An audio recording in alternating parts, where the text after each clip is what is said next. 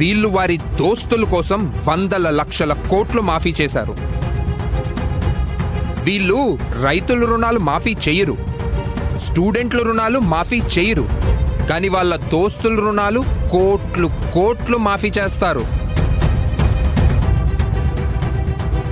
ఇతనుకో friend ఉన్నాడు. అతనైతే 87,000 కోట్ల రూపాయలు తీసుకున్నాడు, రుణం మొత్తం మాఫీ. ఇంకొక దోస్త్ అయితే 12,000 కోట్లు తీసుకున్నాడు, మొత్తం మాఫీ చేశారు. 10 లక్షల కోట్ల రూపాయల రుణాలు మాఫీ చేశారు వీళ్ళు. అంతా మీ ట్యాక్స్ డబ్బులతోనే. అందువల్లే ధరలు పెరుగుతున్నాయి. నేను చెప్పిన మాటంతా మొత్తం నిజం, అబద్ధం చెప్పడం లేదు. అబద్ధం చెప్తే వీళ్ళు కేసు వేస్తారు. నేను చదువుకున్న ఇన్కమ్ ట్యాక్స్ ఆఫీసర్ని, వీళ్ళ ఆట మొత్తం అర్థం చేసుకోగలను.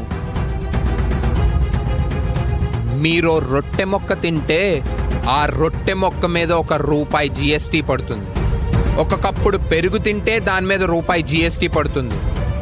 మీరందరూ బట్టలు వేసుకున్నారే, ఆ బట్టల మీద GST పడుతుంది. మీ ఇంట్లో ఫ్యాన్ తిరిగితే ఆ ఫ్యాన్ మీద GST పడుతుంది. కరెంటు మీద ట్యాక్స్ పడుతుంది. మీరు తినే పెరుగు మీద, తేనె మీద, గోధుమల మీద, అన్నం మీద కూడా ట్యాక్స్ పడుతుంది. రోజు రోజుకి మనం తినే వస్తువుల మీద, తాగే వస్తువుల మీద ట్యాక్స్ వేస్తూ ఉంటే ఇందువల్ల ధరలు పెరుగుతున్నాయి.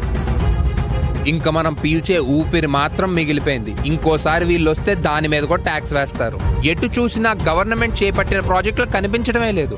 మరి కోట్ల రూపాయలు ఎక్కడికి వెళ్తున్నట్టు? ఇవి వెళ్తున్నాయి వీరి దోస్తుల జేబుల్లోకి. నేను ఇవాళ లిస్టుతో పాటు వచ్చాను. వీరి దోస్తుల యొక్క ఎన్నో కోట్ల రూపాయల రుణాలు మాఫీ చేశారు. వీరికి ఎంతో మంది స్నేహితులు ఉన్నారు. వీళ్ళందరూ బ్యాంకుల నుంచి రుణాలు తీసుకున్నారు. కొందరు 5,000 కోట్లు, ఇంకొందరు 10,000 కోట్లు. ఆ రుణం తిరిగి కట్టే మాటకు వచ్చేసరికి వీరి నీతి మారిపోయింది. వాళ్ళు వీరి దగ్గరికి వచ్చి రుణాలు మాఫీ చేయించమని అడిగారు.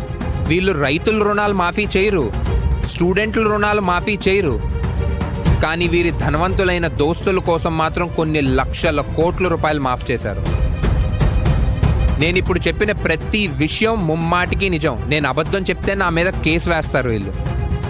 నేను బాగా చదువుకున్న ఇన్కమ్ ట్యాక్స్ ఆఫీసర్ని. నాకు వీరి ఆటలన్నీ అర్థమవుతూ ఉంటాయి. మొన్నటికి మొన్న ఢిల్లీలో మా గవర్నమెంట్ కూల్చే ప్రయత్నం చేశారు. చూడండి వీళ్ళ ధైర్యం. ప్లాన్ చేసుకున్నారు కేజ్రీవాల్ యొక్క 40 ఎమ్మెల్యేలని కొందామని. 20 కోట్లు చొప్పున ఒక్కొక్క ఎమ్మెల్యేని కొందామనుకున్నారు. కానీ మా వాళ్ళందరూ నిజాయితీ పరులు అయిపోయారు. మంచి వాళ్ళు పాపం. అందరూ వచ్చి నాతో చెప్పేశారు, 40 ఎమ్మెల్యేలు కొందామనుకున్నారు.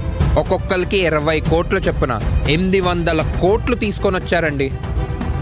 చెప్పండి 800 కోట్లు ఎక్కడి నుంచి వచ్చాయి? వీళ్ళు మధ్యప్రదేశ్లో గవర్నమెంట్ని కూల్చారు, వీళ్ళు కర్ణాటకలో గవర్నమెంట్ని కూల్చారు, గోవాలో గవర్నమెంట్ని కూల్చారు, అస్సాంలో గవర్నమెంట్ని కూల్చారు. 277 మంది ఎమ్మెల్యేలను కొన్నారు. 277, 20 కోట్లు లెక్కేసుకున్నా సరే 277 మంది ఎమ్మెల్యేలను కొనడానికి 6,000 కోట్లు పెట్టారు వీళ్ళు. ఎక్కడి నుంచి వచ్చుంటాయండి ఈ డబ్బులు? మీరు కొనే పెరుగు, పాలు, ప్రతి నిత్యావసర వస్తువులకి కట్టిన GST డబ్బులేవి. అందువల్ల ధరలు పెరుగుతున్నాయి. అర్థం చేసుకోండి చాలు.